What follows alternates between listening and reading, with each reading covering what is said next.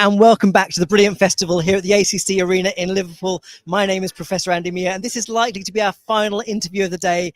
And what a final one it is. We've got Martyn Collins, director of the brilliant festival. Martyn, great to have you with us. Thank you very much, Andy. Pleasure. Well, it's the end of the day. We're getting close to the final stage. How's it been for you? Has it gone as you hoped? It's gone better than I'd hoped, I have to say. Really genuinely excited that the North has properly embraced this event for education. The major thing we wanted to achieve today, I suppose, was the public recognition that education in the North needs an event like this. It needs a platform for education to come together and to bring industry into the room. It's a new concept. It's not happening in other parts of the country, but it's been embraced brilliantly. Well, I've certainly had some really positive conversations with people really excited to be here, excited that it's here in Liverpool and that so many people have come along, not just the delegates, but the exhibitors as well, and bringing that industry connection to schools. In so many of the sessions, I've heard that conversation take place where schools can link in much more with industry. Yep, 100%. That's a nut we had to crack, and it's been smashed today. We were expecting 1,000 registrations for this event, which would have, in normal circumstances, would have meant we'd have had about 600 people who actually make it. Because teachers, you know, they get pulled away on all sorts of last minute things. We actually ended up with 1,800 registrations, and I haven't seen the final number, but it's north of 1,000 people have been in the room today. Really pleased with that. That's fantastic. And so many of the conversations have been about the future of education, but really about how we can transform things for schools, both by bringing in new relationships, but also rethinking what education is. And that for me has been really rewarding. People trying to unpack the curriculum, trying to think about who is part of that community. And I think one of the things that's really exciting is so much conversation about a whole range of technologies, not just AI, not just immersive technology, but also really simple things like bringing gaming into schools, not just digital gaming, but also board gaming and all sorts of things like that. Yeah, it was important for us that we had that mix, and it's not a deliberately eclectic mix. It actually represents what's happening in the real world, in that broader sense.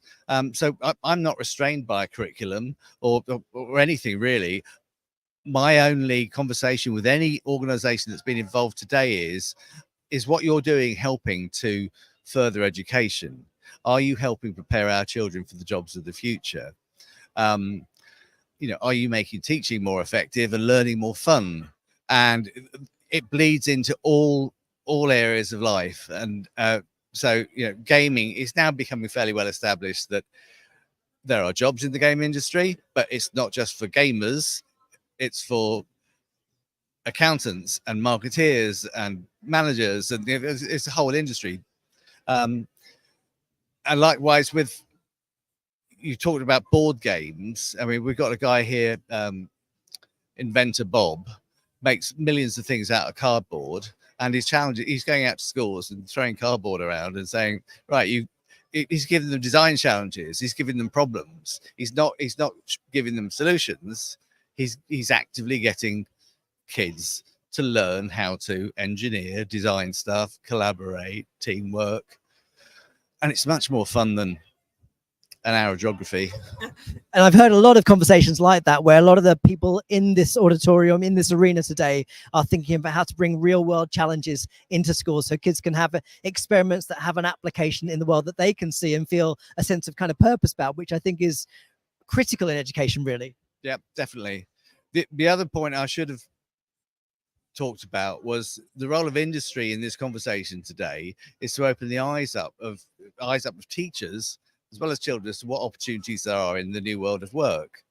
And it's too often forgotten that, you know, science can be cool, engineering can be cool. You know, there are too many stereotypes, and it's breaking those stereotypes down. It's positioning industries as being industries of the future, which require, you know, a broad talent base, the most as diverse and inclusive as it can be, but presenting that in a way that enables people to understand this is worth getting involved in. You know, this is important stuff. It's the future of our society, the future of our planet. the prosperity of this region even. And I'm really pleased that Liverpool is really positioned at the moment to be the leading area of the country for how we're nurturing our youth to become the leaders of tomorrow. And everyone's going to be asking you about 4:30 today is what's next for the Brilliant Festival. The sleep, we have to come back next year. We've proved today that the region wants this. Educators need this. It will happen again next year. We're finalizing we're fine tuning some details as to when, but it'll be in this venue. It'll be bigger, and I know it's going to be bigger because a lot of organizations who like the idea of this have been here today and have said, okay, we like it so much, count us in for next year. So, watch this space for some of those announcements. But we need to build on this. Absolutely. Well, congratulations on making it a reality. It's fantastic to be here. Really, really proud at the University of Salford to be here supporting the Brilliant Festival, and we'll definitely be here next year. So I hope to see you all there, and thanks for joining us across the day.